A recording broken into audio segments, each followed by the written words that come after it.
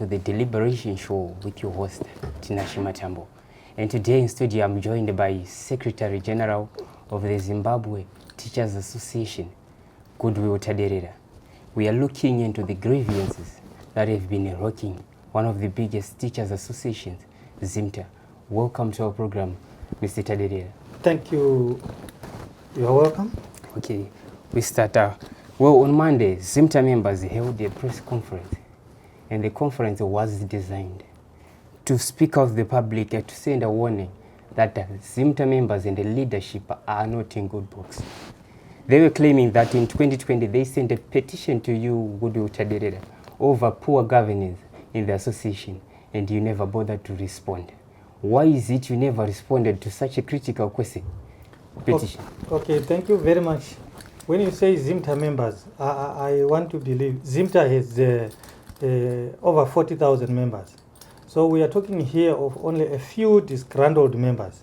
You know, when you're going through elections, there obviously are people who will be winners and the losers, and there are processes. And upon seeing that they are already on the losing end, these are the members, the few members, just a handful, who then came, who say they are disgruntled. The issue of petitions, indeed, we saw them. But more specifically, we realized that these petitions were fraudulently signed because we have evidence to show that there are people whose names appeared there who did not sign those petitions, which means that was a malicious exercise. So it behoves a National Secretary General not to respond to fictitious and nefarious activities. So I couldn't just respond to those. Okay, well, but they were saying they took the matters to the High Court, but despite for the fact of financial incapacitations, their efforts were thrown into the drain. That is not Zimta's problem. That is their problem. It is them that withdraw the case for reasons best known to themselves. Whether they were financial or otherwise is not our business to track. Well, the last national conference was held in 2018, right? Annual general meetings have disappeared. Yet the national executive term of office is 3 years. So if the last year elective national conference was held in 2018, it means you are operating without a mandate. Why are you disrespecting the Constitution? Thank you very much. Let me correct some of the misconceptions that are there. Indeed, elections were held in 2018 at Crystal Lodge, Masasa, Harare. Yes. But the term of office of Zimta is not 3 years. The term of office is 4 years. And you will agree with me that as a nation, and not only Zimbabwe, but nations throughout the world, due to COVID-19, there were restrictions that barred gatherings. And for that reason, we couldn't hold AGMs, branch AGMs, district AGMs, provincial AGMs, let alone the national conference. And you also agree with me that in Zimbabwe, due to the macroeconomic fundamentals, we have a situation where our RTGS is moribund. It is not useful. And we have that period, that patch, when we couldn't organize or plan any activity due to the erosion of our USD, our US dollars. And as we speak, the world over, I will advise and inform you that even Education International, where we are an affiliate, we failed to hold a regional conference due to the global challenges. Even at SATO, Southern African Teachers Organization, we failed to hold conferences due to COVID-19. So it's not peculiar to Zimta alone. It's something that is universal in Zimbabwe, in any organization, and international for that matter. Well, you failed. So what efforts did you make to make sure that the elections would proceed? Thank you very much. This is exactly what we've done. Once we realized that we now had the capacity, we started with branch elections. Zimta is structured in such a way that we start from school. So we have school representatives. So we have a period when we hold school elections, where they choose one rep who then feeds into the branch as a branch executive member. After that, we went ahead and had our branch AGMs. And then after doing those, you realize that the branches that are in Zimbabwe are more than 1,000. And the districts in Zimbabwe are 72, the Zimta districts. So for that reason, you can imagine the amount of resources that are then channeled towards the capacitation of branches to hold AGMs, more than 1,000. You can also imagine the amount of money that also goes into capacitating districts, 72 of them, to hold district AGMs. Remember, when we talk of districts, for example, we are not only talking of compact districts like Harare. We're talking of areas like Mash East, where you have to go right down to Nyamapanda. We're talking of Mash West, where you start from Sanyati, you go to Mondoro, you go to Kariba. So for that reason, it means a lot of resources are channeled in order to capacitate branches to hold their AGMs. Now we are done with school reps, we are done with branch AGMs, we are done with district AGMs, 72 of them, and as I speak, we are done with provincial AGMs. And hence, this coming week, we are getting into our national conference, which is our extraordinary elective national conference. Well, okay. The members raised an outcry over the disappearance of funds in Zimta. The disappearance of national schemes, reserve fund from which they say they never benefited. Can you explain how and why this is happening? Thank you very much. I will not. I will not agree to say I should explain as to why and how this is happening, because it is not happening. You see, when people lose, they clutch on straws. They create stories. For your own information, in Zimbabwe, Zimta is the only teacher organization out of around 10, 11 now that has gone through audits. Despite these challenges, Zimta has not failed to hold their accounts audited year in, year out, with or without conferences. And we have been using reputable audit firms, the big five, if you'd like, Grant and Thornton. Those are our auditors. If there was anything amiss, they surely could have picked that. And you know, auditors have an obligation, if they see anything that is amiss, to report, because it's one of their ethical conditions. Not only that, when we talk about schemes, it is one of the recommendations by the auditors that we, for example, I'll give you examples because there are many schemes. There are schemes that were being done in provinces, and the national executive had no control over that. And there are some schemes that were being done in provinces that were universal, like the RBF, which we used to call the Retirement and Bereavement Fund. Those schemes were being abused at the provincial level by the provinces. And our auditors, Grant and Thornton, even indicated at that time to say they could not pass a comment on the accounts that were being run by provinces because of the shambolic nature of how these schemes were being run. And remember, when you run a retirement and bereavement fund, we have statutes in Zimbabwe. We must conform to legal statutes in Zimbabwe. I'm talking here of the regulatory authorities. In particular, when you talk about the provident funds, you are talking about IPEC. And for that reason, Grant and Thornton advised that we must then register that. So that had to be registered centrally and conform to the standards of the regulator, the rules and regulations of the regulator, who is IPEC. So that's exactly what we simply did, to sanitize the schemes and uniformize the schemes so that they are run professional. And as we speak, we have even engaged the actuaries Because that is the line of business of actuaries, to make the necessary calculations that must then be used in terms of payouts when you're giving benefits to members. So I don't see how we are being accused of siphoning resources. As I speak, even the RBF fund, which we have now rechristened the ZPF, Zimta Provident Fund, according to IPEC standards, they have gone through audits and our accounts are clean. So we wonder where all this is coming from. Were these audits circulated? This, according to our Zimta constitution, audits are supposed to be shared at a national conference. And like you are aware and you have already alluded to, we have not held conference. And we are now going to be holding conference.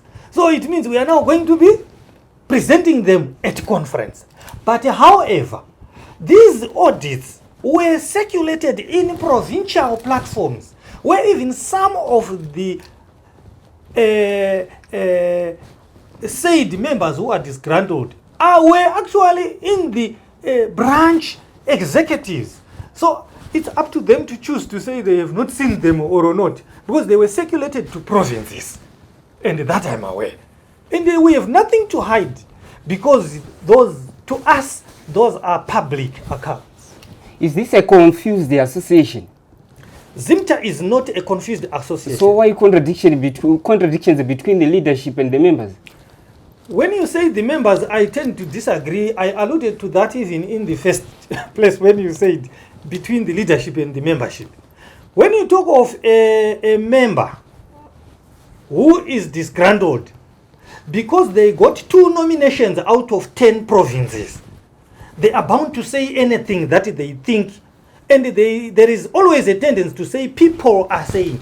There is always a tendency to say teachers are saying, when actually it's the sentiments of a few individuals who are misguided, who have their own nefarious obligations. Look, we have gone through branch, district, province, and school, branch, district, and provinces. And as I speak, when you do school elections, they nominate branch executives at school level. When you do branch AGMs, they nominate provincial potential members at branch level. When you do your districts, they nominate provincial leadership, people that they think must lead them at the province, at that district level. And then when you hold your provincial AGMs, they nominate people whom they think must lead them at national level. And here is the catch-22. This is where, I don't want to mention names because I'm not given to that. I have no beef with anyone. I'm an aspiring National Secretary General, and I'm proud to say I got 8 nominations out of 10 provinces, where my adversaries got 2, some of them 1. And because of that, they think they must smear campaign. They must discredit the organization. They must discredit individuals. So it's up to them to think the way they like. That is why we are going to be holding national conference where we are going to be accountable to the membership, because the people that come to the national conference are provincial delegates, which means they represent the provinces. And by so doing, they also represent the districts. By so doing, they also represent the branches, and so every other teacher in Zimbabwe. So in my view, we are talking here of people who are disgruntled, who have seen that leadership positions have eluded them, and therefore they must smear campaign in order to gain ground. Well, Secretary General, some members argue that a contestant for Secretary General post has been summoned before a disciplinary hearing in a bid to make him ineligible for the upcoming elections. Can you please give us a comment? It's not only that contestant. There are so many others. And it is within our constitution. Remember, in any organization, even here, as you asked me, we all have what we call official secrecy, forms that we sign. And Zimta constitution is very clear to say all leaders, if they think they are aggrieved, they have a platform to come to the fore and present their grievances so that they are resolved. In the said persons that you are talking about, they have allegations that are leveled against them. But we don't really mind, because as we speak, no determination has been made. And as far as I'm concerned, I would not even want them to go through the whole process of disciplinary action. I want them to come for election so that I beat them in the arena. That's what I want. That, and as I speak, they are saying that there is no determination yet. Otherwise, when you have runaway babies, which is very normal, even in families, you obviously have to summon them on a table for discussion. And there is a disciplinary committee that was put in place that is provided for in the constitution, and they were advised to come and present their case and defend themselves, and they refused. But however, even as I speak, if I have to show you the documents that we have, they are there in the running. They are supposed to come on the ground so that we beat them clean on the ground. They are contestants. But however, the other challenge that we have with our other colleagues, according to our constitution, for somebody to get into the provincial executive, they must have served for 3 years at the district level.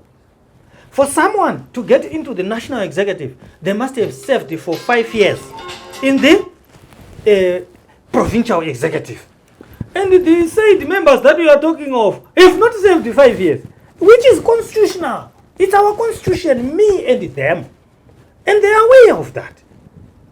That they are not eligible because they did not serve 5 years in the provincial executive.